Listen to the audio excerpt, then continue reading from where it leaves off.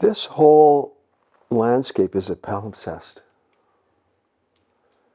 Well, I suppose every landscape is. If you travel through different parts of the world, you'll find the same thing. But it's a palimpsest in that there are all these layers of language and culture and reality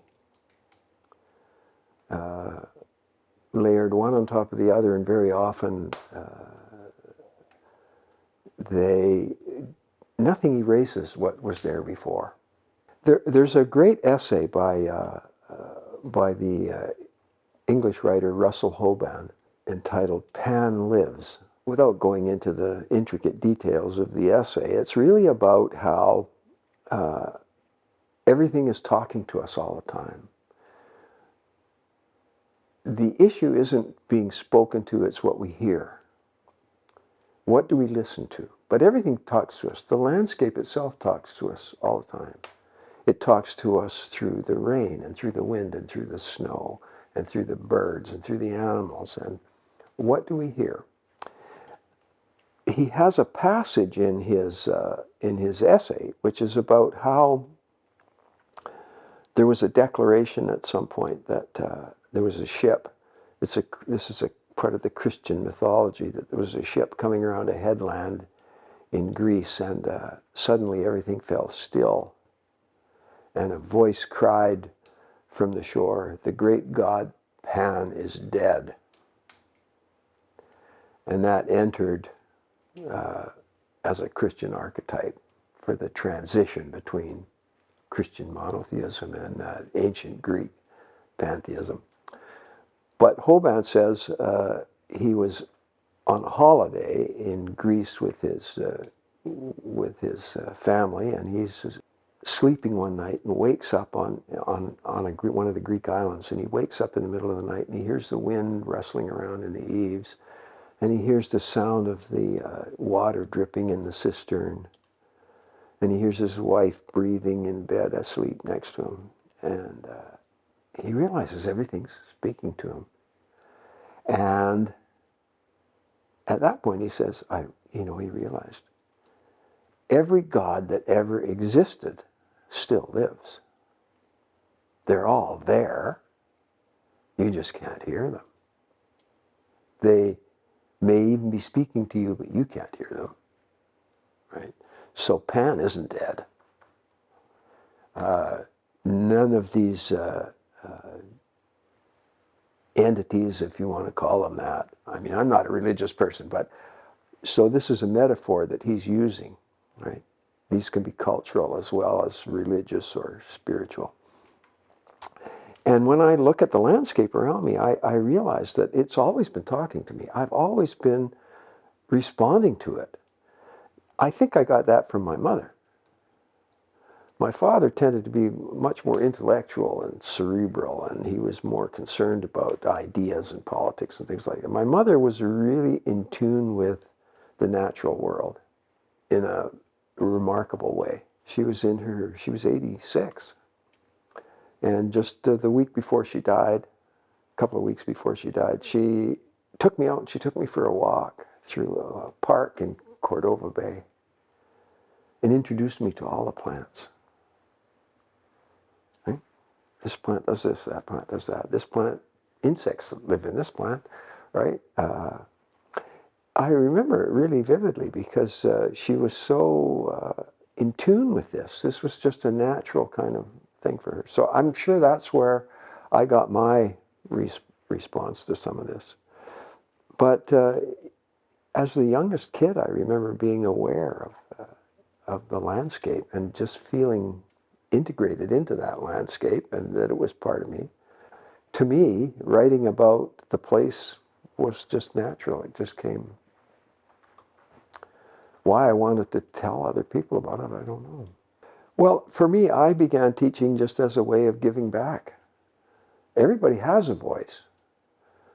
And one of the things that I tell them in my classes is every person that you meet, every single person that you meet has one great story. all you have to do is find it and help them tell it. Because some people are intimidated, some people are not articulate, some people feel that their story is not worth attention. That's almost always untrue. And almost everybody who has a story, if they can find a way to tell it, will have a story that has meaning to everybody else. So your job as human beings first, and as wannabe writers second, is to help people tell those stories. You know, so I look at it and I just think, really, stories are all there is. Everything is stories. Stories are what we tell ourselves about who we are. So we tell ourselves a story about who we are. We tell other people a story about who we want them to think we are. They tell us stories about who they think we are and who they think they are. And all we're doing is having this story transaction. Stories are the real currency, not cash, money. I mean, that's all there. But even it is a story. It doesn't exist. It's something we invented, right? Out of nothing, and ascribe value to it. So stories are the most important currency that you have. And I always like to tell my students too that one of the things that people often say to me is, how do you come up with these stories? Where do you get the ideas for these stories? Must be hard. And my answer is no, it's not hard. It's easy. Because there's so many stories. The problem is not, what shall I write? It's what don't I write? Right? What am I going to not deal with? Because the great curse of the writer is you're starting on a story and then there's another story. Right? And another one, and another one. So you've got to make your decisions about, I'm going to tell this story, not that story. I was once asked to be a witness at a conference on technology transfer for a bunch of educators. And so my job was to go around to the 3-day conference and then make a report at the end about what had happened. I thought it was an interesting way to summarize the event, but in any event, I went to the thing. It was in a big Vancouver hotel, and I went around to all the sessions. I tried to go to every session. You would go to one of these meeting rooms, and there would be an audience, and somebody from MIT or Stanford or the University of Toronto or whatnot, deliver a paper on some aspect of technology transfer and information transfer.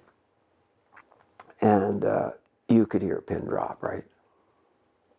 Everybody rapt, people taking notes rapt. And then